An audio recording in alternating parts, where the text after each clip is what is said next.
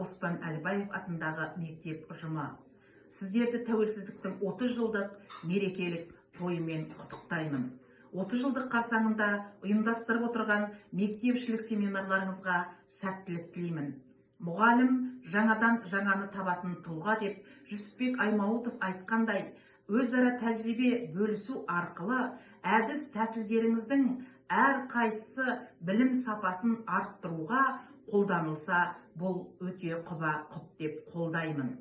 Мектепшілік семинарларыңыздың әлеуеті аудандық, облыстық және республикалық деңгейге көтеріледі деп сенім білдіремін. Барлықтарыңызға сәттілік тілеймін.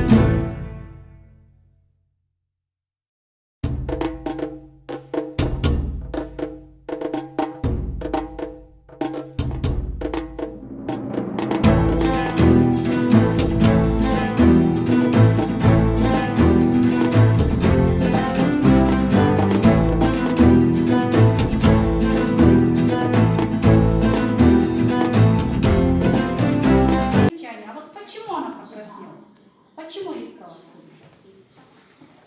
Что она сама жадничала и потеряла свою лучшую подругу. Да, она пожадничала, да?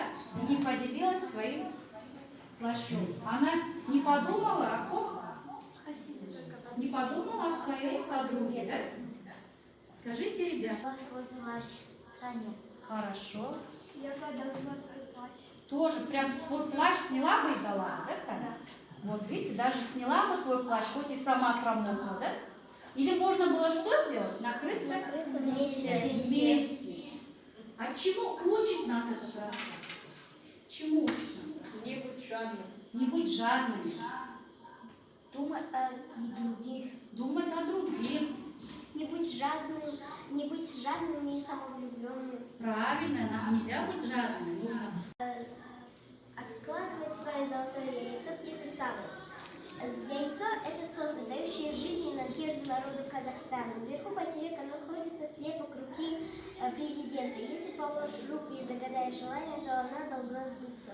Хорошо. Что вы знаете о Нур-Султане? Нур-Султан – это столица Республики Казахстан. Идея создания новой столицы принадлежит Нур-Султану Назарбаеву. Сейчас это город-лидер, известный всему миру. Хорошо, ребята. Сейчас, ребята, я вам хочу раздать лист оценивания команде Байтерек. Аруэ будет оценивать, ребят. И команде Марсултан. Здесь Арзан будет оценивать работу учащихся, ставить плюсы-минусы. Хорошо? Восходит солнце золотое, на птице будто орел. Да более мне знакомо это видение сквозь пики гор. Осталось лишь добавить сбоку национальный наш узор. Герб и флаг наш гордый, народу государством дан. Пусть всегда хранит свободу наш суверенный Казахстан.